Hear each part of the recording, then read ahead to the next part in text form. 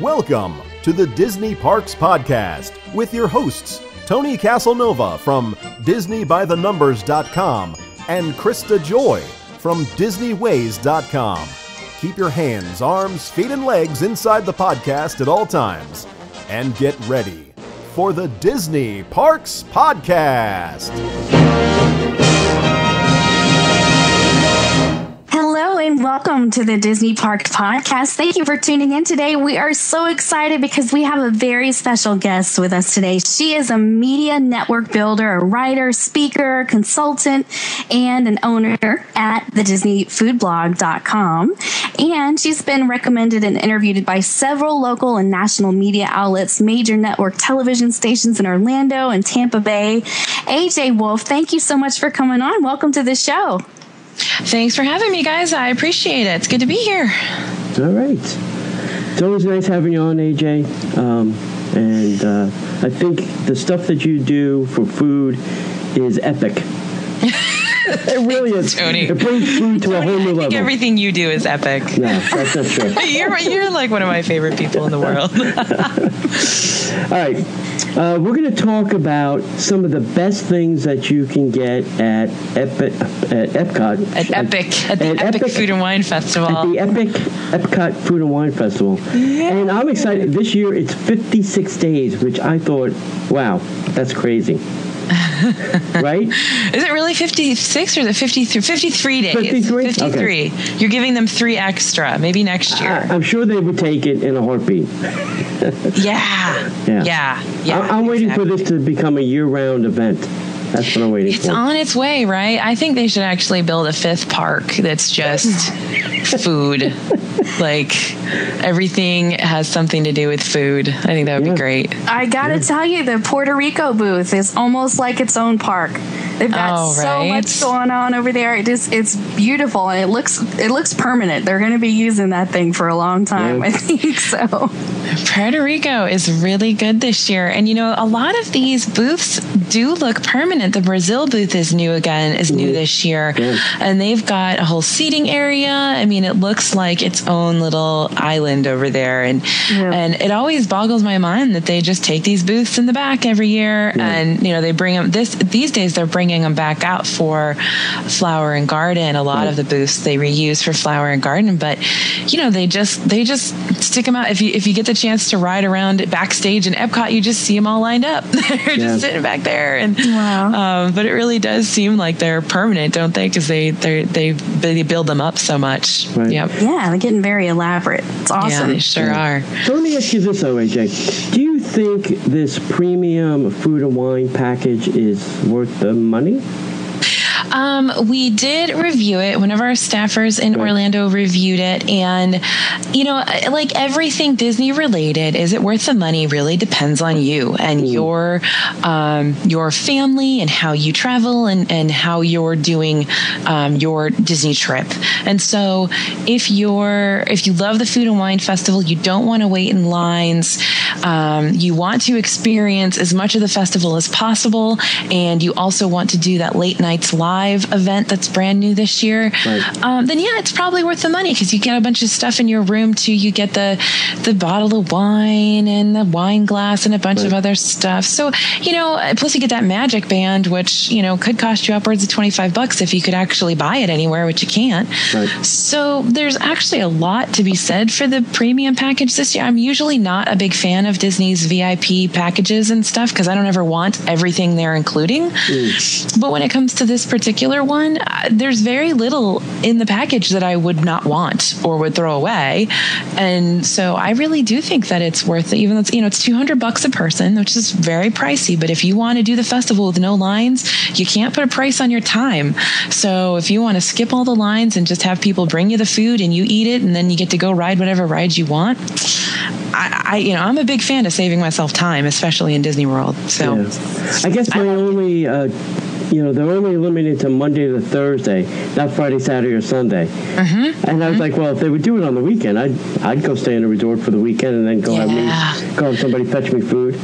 Yep, they're not being very local friendly with that one at all. But you know what? They don't need the help on the weekends. They don't need to bring people in on the weekends. The place is packed on the weekends, and so it makes sense that it's like hotels and resorts give you cheap prices when they can't fill the hotels, but when they can, they don't need you. So I can see that. Yeah, definitely. Okay. All right, so let's start with our best items list. I'll let the ladies go first. AJ, being the guest, would you like to go first? Oh, this festival this year is phenomenal. And last year I wasn't all that impressed, and the year before I wasn't all that impressed. This year, everything I tried was really, really good. And I'm a picky eater. And so you can't please me, when you give me a bunch of stuff I'm not going to like, or a bunch of fancy schmancy food a lot of the time, because I just don't like it. But this time I was eating fish, I was eating salads, I was eating spinach, I was eating all this stuff because it was all just really, really good. And so I was impressed overall with the whole festival. I did have a few items that I thought, I went through all of the stuff when we were done eating it all on Thursday, and there were, I think, 17 things that were brand new, that I was like, these are awesome, like 17 things, and I couldn't even narrow it down from just the new stuff, and that doesn't even include all of the old stuff that returned this year that I already love. So this list is hard. I have too many things, so I'm just going to I'm just going to pick 5 out of the list here. The thing that I absolutely recommend that you get first, number 1, if you can only have one thing, get that bacon, pepper bacon hash over at the Farm Fresh booth. That thing is out of this world. It is absolutely delicious. And even after I had eaten for about 5 hours straight, I still went and bought that again and ate it again because it's that good. Wow. So that's my number 1. So I don't know if you want me to give my whole list now, or if you want to take turns. I don't know. Krista, you want to go next? You want to give something, or did you want to give one of your items, Krista? Or if your list? No, let's let AJ talk. Okay. Okay, so let's see some other must-haves. I'm stuck on all the new stuff because the standard stuff that's still good and has been good forever. The filet in Canada, the cheese soup in Canada, the griddled Greek cheese in Greece, all that stuff remains really, really good. Another item that I really like this year that is actually new is the sea scallop with the spinach cheddar gratin. Okay. And crispy bacon over in Scotland. I think that's a really, really good dish. Even if you don't like scallops, you'll like this. There's enough cheese and bacon and butter to make it taste good. Let's see, what else was really good? Anything good at the new Patagonia booth? Patagonia is really funny, Tony, because Patagonia is essentially the Argentina booth with one new item. So it's the same stuff that you could get at Argentina for the past 3 years. So you've got that beloved beef skewer with boniata puree and chimichurri sauce. You've got the beef empanada, which has been there for years. And then the brand new item is that roasted salmon with quinoa salad and arugula chimichurri, which is fine. It's good. There's no problem with it. I think the other 2 items are still better than that one, and they've been good for years. And I think everybody loves that grilled beef skewer. So Patagonia isn't really a new booth. They just kind of combined Chile and Argentina and just called it Patagonia. So it's pretty much just one new item, even though it's the same booth. And they did use the Argentina booth, which I figured they would use anyway. They just put a new sign on it. So it's not really all that new. So it's kind of like if you've been to the festival for years, don't hightail it over there. But I think Puerto Rico is a great booth. Everybody loved Puerto Rico, and then they took it away last year, which I did not understand. They brought it back again this year. The whole menu is wonderful there. The conch salad, the carne guisada is really good. And I loved now this was funny because this menu at Puerto Rico, they changed the menu multiple times right up until the day before the festival. Literally, we were updating our guidebook that we have about the festival, up like the night before the festival began. I had to update it and put up a new version because they changed this menu like 3 times, even the last week. So everything that you had at the previews isn't there anymore. I know. It's a different menu. So now they have the tostones, which is the fried green plantains with mayo ketchup, and that was wonderful. It was a brand new menu. Literally the night before the festival opened, it popped up on the menu, and it is so good. That's one of my number ones from the festival. So as always, the Ireland booth is really good. It's the same stuff as it has been for the past couple of years, but it remains good. An interesting thing this year is the craft beers booth has now moved into the Odyssey Center. So it's got a big, long ordering area, and it's got some high top tables to stand at. If you've been over in the Odyssey Center, there's some padded seating. So it's a good booth to go to as you're in the middle of your long food and wine day and you need some AC and just to relax or to get out of the rain. That's a good booth for that. They don't, the food they have there isn't wowing me, although they have some spicy pimento cheese, which is good. Let's see, what else has been? How about in France, they changed up the escargot. They did. They changed up the escargot, and I know that the powers that be in France were very excited about this new tartlet that they've put it in, and it is very good. I like it a lot. I liked the previous escargot, which was just actual little snails in the brioche. I think this is really good too, and I've heard a lot of lovers and a lot of haters on this one. You kind of are everybody's sort of divided on this, so you either love it or you hate it. Right. So that's an interesting one. They've also brought a couple of new things over to France too. For somebody that's never tried snails like me, what would you say that tastes like, or what kind of people do you think will enjoy that? Well, the whole thing with escargot is, people will always tell you it just kind of tastes like nothing, like a rubbery nothing. And then what the flavor really comes from is all that garlic and butter that they add to it. And so it's just kind of a vehicle for the garlic and butter. So there's not a whole lot to it. And especially in this tartlet, the snails are chopped up. I mean, they're smaller. You're not going to get a big bite of snail. So you're really not going to taste or even sense it all that much. So this is probably a good first experience with escargot for a lot of people. And, it's a good one for the kids to try too if they're fans of garlic and butter and those flavors. It is very green though. The spinach makes it very green. So that could freak out some kids, but they've also got Parmesan cheese mixed into this. So there's a lot of flavors coming from a lot of places other than snail. Yeah. And in Brazil, did they not add this crispy pork belly? Is this new to this year? No, crispy pork belly is old. Okay. It's not the actual physical pork belly is not old, but the dish is from last year. It was new last year. They did add the tilapia, and what else did they add? The coconut candy is new. The cocada, I believe, is what it's called, and then the tilapia, which is the moqueca, is new this year, which is really, really good. I really enjoyed that a lot. So those are, and the Brazilian cheese bread is also new. So everything's new except that pork belly. Pork belly is old, but they've taken off the avocado this year. It's a slightly different dish with no avocado. Yeah. Okay. Yeah, but that's a really great booth too. That's definitely worth going to. I enjoyed most of what I ate there too. Yeah, and Farm Fresh is really the Florida Farm Fresh booth without the Florida on it. It's funny because Farm Fresh has been there, I think, for 3 years. It was Florida Local, and then it was something else, and now it's Farm Fresh. Yeah, it's the same booth. They moved the slider from this booth over to Hops and Barley this year, and they added the pepper bacon hash. They added the griddled yard bird, which is very good as well, because just about 5 nights a week, you can find me in my house eating grilled chicken with hot sauce, with like buffalo wing sauce. Like that's my go-to meal. I love it. And that's pretty much what the yard bird with habanero sauce is. It's kind of my standard meal. So that was really good. And I think are those the only 2 food items they have there?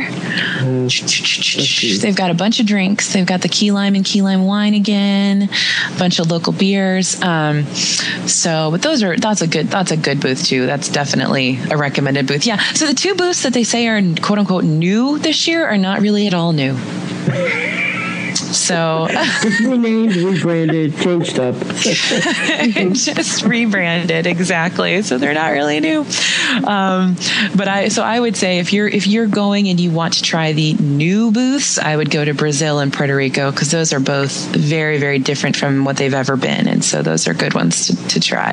And farm fresh, like I said, if you only eat one thing at the festival, make it that pepper bacon hash. Yeah, I think one booth that needs a little of a change up is Italy. I love Italian food, being Italian, but the 2 items that they have really don't do it for me. Well, they changed them a little bit this year. They've got a couple of new items this year, but I agree with you. Nobody that I've spoken to has really been wowed by the food there. It's very bland, doesn't have a lot of flavor, and so they may need to kind of spice that up a bit, literally. Yeah, and they brought back the frozen Italian margaritas, though, didn't they? They did. They do have that this time around. Yep, and you can get those at Via Napoli as well. You can get those in the restaurant too, so that's good if you want them year round. Now, what are some items, AJ, that your go-to items that you go back to, year after year after year, just to see if they've changed them or abuse them? Yeah. Well, that Canada filet. I mean, everything in Canada. Right. Everybody's going to check that out every year. Greece as well. That griddled Greek cheese that I mentioned. Yep. Morocco still has their baklava, and it's still really good. They still have their kefta pocket, which is good. Germany is very similar this year to what it's been in the past. They just added a yeast donut with apricot jam, but that sausage and a potato roll, sausage and a pretzel roll is still there, and a little macaroni and cheese cube is still there. Right. Singapore is still good. South Korea is still really good. China's still the same.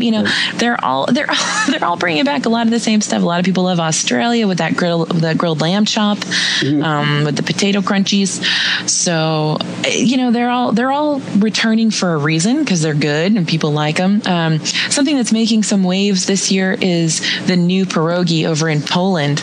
Yeah, I was going to ask you about goulash. that. People are really digging that this year. And let's see, Japan. What's Japan got different this year? Spicy hand roll is the same, I believe. The teriyaki goize, I'm not saying that right, bun is new this year and is good. There's a crab and egg served over seaweed salad that I was too scared to try, but it certainly looked interesting. And the folks that did eat it have enjoyed it a lot. If you're a crab and egg and seaweed kind of person, they've really liked it. So, and Mexico's always good. I mean, you always want to go to Mexico. I'm just reading them all off because they're all good, They're all good this year. I'm really amazed. Something clicked into place this year. Everything is good except Italy. All right. For years I made fun of the what I call the dirt booth. Right. The terror booth. Yes. So what do you think? I've actually stopped eating meat. This is like going on year 2, I guess. Oh, really? Yeah. I went vegan, and I couldn't live without cheese. Yeah. So I said, all right, I'm just not going to eat meat, and I try not to eat dairy, except for cheese. Okay. That's the only exception to my rule. Got it. So what do you think of this stuff at the Terror booth? I mean, I went there last year, and it wasn't bad. No, it was acceptable for non-meat food. Right. Yeah, I mean, the thing that I think Terra always I have a problem with is that is the desserts never quite make it for me. Yeah. But the entrees are fine, and I like that they really rely on the sauces and the sides to really spice them up and make them more of a real entree versus something that is just fake meat, basically. I think they do a good job with it. And the crab cake is really good this year. If you're interested in trying that, that's really good. They've got that Cajun remoulade, which anything you put a remoulade on, I love. So, it's almost like a hollandaise. Yeah. That's good on anything too. Right, exactly. Which is why that pepper bacon hash is so good. Oh, I feel bad that you're not eating meat because that thing is amazing. I'm sure. I wonder if they could do it without the bacon, but then I don't know if it'd even be worth it. Yeah, probably not. Maybe. It's like at hollandaise. Yeah, and fake bacon is just not bacon. Sorry. That's right. That's right. It's true. Yeah, I found that cooking desserts, vegan or vegetarian, is very tough because without eggs and butter and cream and things like that, it just doesn't taste the same. I mean, Baby Cakes does a good job, though. Baby Cakes does a good job. Yeah. So, too bad that they shut down their location, but you can get that stuff in a lot of the resorts and in some of the parks too. So hopefully they'll come back with the expansion. Yeah, hopefully. Yeah. Okay. What item do you think is the best value for your snack credit? Oh, anything with lobster or steak is usually going to be a good value. So anything that's seafood, steak, you're gonna want to go for that stuff. Definitely, whatever appeals to you in that range. I don't think you can use your snack credit on the $32 Dom Perignon glass, unfortunately. You think they frown on that? I think so. I don't think you may be able to use a meal credit, call like a counter service credit for it. No, probably not even that. Right? You're still like a meal credit, like a sit down table service credit for it. AJ, we were just doing our news show the other night, and they added some new items to the quick service in Epcot. Electric Umbrella got a couple new items, and Liberty Tree Tavern. Yeah. I think they're really upping the quick service food in the parks. It seems to be it's more than just burgers now, burgers and salads, I think. Yeah, they experimented last year with a couple of steaks in Epcot and in Magic Kingdom on quick service menus. Of course, Be Our Guest has upped the ante significantly when it comes to quick service for lunch. They're probably spending a lot more time on renovating those menus because I think people are starting to really think about food more when they go to Disney, and I think they're really starting to expect more for their dollar. What's interesting, though, is they're making things more expensive, which if you're using the dining plan, I don't see how that benefits them necessarily. Right. But I think they are changing things up a little bit. And of course, you can always find really innovative and interesting menu items at these little kiosks, like places like Trilobites and Sleepy Hollow Refreshments and Golden Oak Outpost. These random little Friar's Nook has all these cool, interesting menu items that they debut, and I think it's so much fun that they're doing that. And a lot of the regular quick service places are still pretty, you can always still get the burger, but they're doing beef tips and they're doing, kind of neat stuff. So I always like to frequent those little kiosks and see what they're doing these days, because I feel like they're just, they just test out items in those kiosks. And if you're lucky enough to get there when they're doing that, you can really score some fun and interesting stuff. So I started fun and interesting like 20 times just then. Yeah, most people, that would come to me and say, I hate going to the quick service because it's all just, burgers and salads or hot dogs and stuff. And I said, really, you have to try and go to some of those places because they do have different items nowadays. It's not just the burger thing. So you just have to do your research. It breaks my heart when I go to Hollywood Studios and I see, it was funny. Last year I was in line at Rosie's All-American, somewhere at Sunset Ranch Market. And I'm in line, and it's really hot, and it's like noon, and the lines are an hour long, and everybody's there. And I just want to, like, I was there because I had to be. You know, it's my job to eat at these places. Right. And I just want to yell to everybody, you don't have to eat here. Like, there's better food. Just keep going a little bit deeper into the park, and you can find better food, I promise. It's not, you know, you don't have to eat what they have on the menu here at Sunset Ranch Market. There's better counter service. Start handing out pages to your book, AJ. Let me do you a favor, because there's places with air conditioning and really cool theming that you can go to that have better food, I promise. And I just want to tell everybody that. And I'm like, man, if I didn't have to be in line here, I wouldn't be. So let's all move it over someplace else. Let's all go to Backlot Express and eat there and stuff. Right.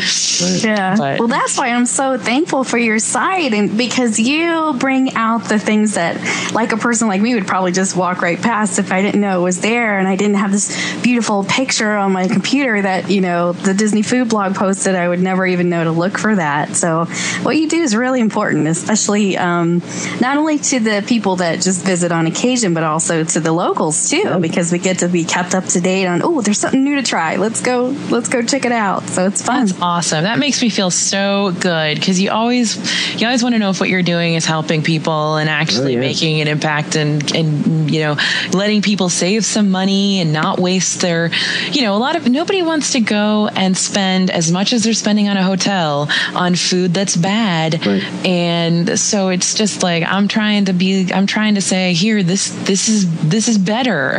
Or, you know, even just to me, and I'm not a trained chef. I don't know anything about food except what I've eaten and what I've learned doing this stuff. But I figure I'm kind of just like a lot of people out there, and I'm going to Disney and I want to eat really good food and find some stuff that's maybe, you know, fits my particular diet at this time, or, you know, that something that's going to make my family happy, so that I'm not kind of fighting that battle all the time, that there's somebody who doesn't want to eat what we're eating or whatever. And so I'm just trying all the time to put a spotlight on everything that's going on, so that people can go and really say what fits my budget, what fits what my family likes and needs. And, you know, that's always been the goal of the food blog. And although I'm not classically trained or anything, I can at least shine a spotlight on some stuff and let you know what else is available there, so you don't spend your money on things that aren't worth it. Yeah. And you're giving your objective opinion. You're not paid by Disney to go do these things. Exactly. They don't give you money. People think I get everything for free. I get nothing for free unless I tell you in the post, you know, this was a media event, and so Disney provided the food, which happens maybe once or twice a year that happens, and it's just a one post thing. But no, I don't get paid by Disney, and they don't give me my hotels for free. They don't give me my flights for free, any of that stuff. You know, we exist on the income we make off of the books we sell, and so, you know, it's we don't get it for free, which means we can say whatever we want, and we do. You know, if I don't like it, you know, I'm not going back to 1900 Park Fair for breakfast anytime soon. That's just not where I am right now. That is the most overpriced buffet on Disney property. It's got to be. It's we had such a bad experience there. But yeah, it's not my, you know, I like a lot of the food, and I'll tell you I like it, but if there's something I don't, I will let you know, because it's not worth my money again, and it's certainly not worth yours. I had taken my mother there for dinner, and it was purely by accident. We were in the Grand Floridian. We said, well, let's try it. We've never done it.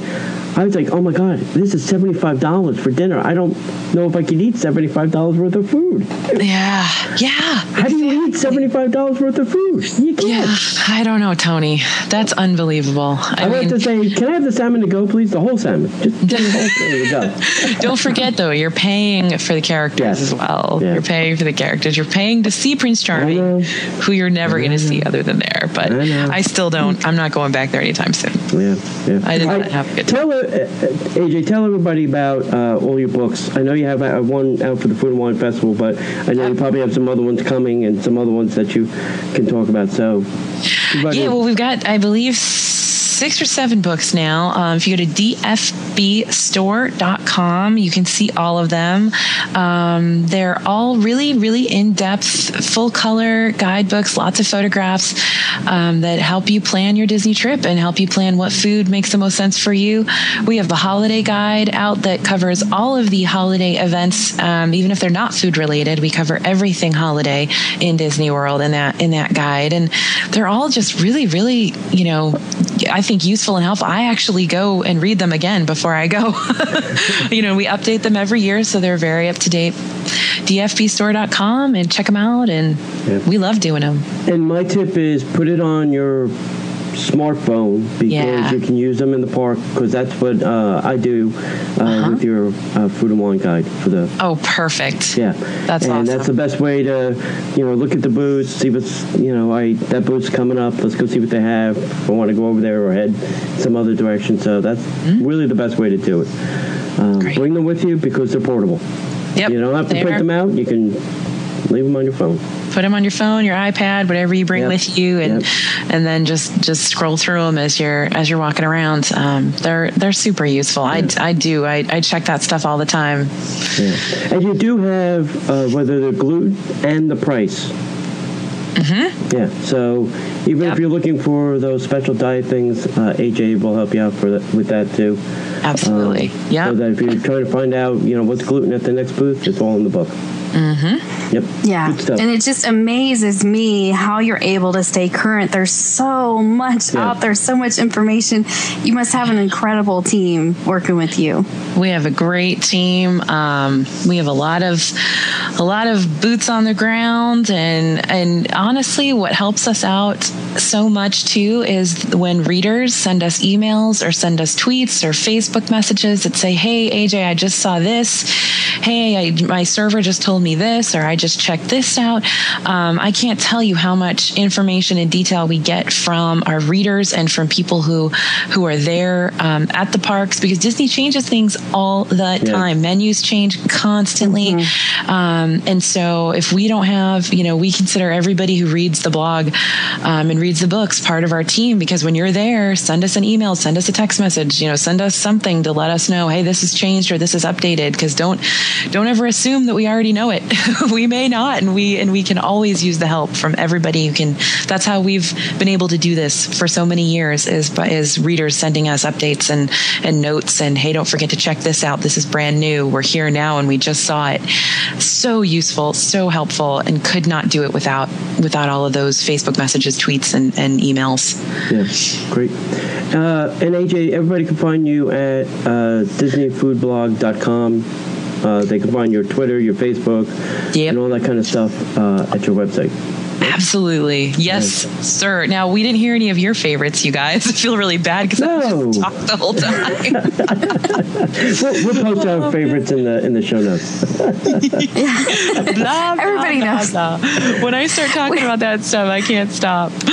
We want to hear an expert say it. They don't want to hear us say it. Yeah, exactly. We do 2 shows a week, AJ. They hear about our food all the time. Yeah. So we're excited to have a different opinion to come on. One that's not ours. Right. Oh, you guys are too sweet. I thank you so much for this opportunity. It's been so much fun chatting with you, and I'm glad to have the chance to speak to your listeners, even from afar. Yep. And we'll have to have you back on when they bring the booths back out for a flower and garden. Oh, yeah, for sure. That's always good. They're getting better and better at that. Yeah. I think they should just rename it like Flower and Food. They should. That's why people are going anyway. That's what's bringing people there. Yeah. So So I think it's a good idea. I mean, I feel sorry for someone like Chef Jen, who's now got to worry about food almost 12 months out of the year. I think he loves it. Well, I'm sure he does. It's job security. I think he loves it. And but you see, we're on our way to a year-round food and wine festival. Then, if they're bringing them out for the flower and garden, then all we have to do is cover winter and summer after that. Yeah. They just get rid of those Santa things during the winter. We'd have, food and wine all the way to like January. Yeah, or at least spring. I think that would be brilliant. Who wants to go meet Santa? That's kind of frivolous. That's okay. Santa can be a food and wine. Yeah. That's all right.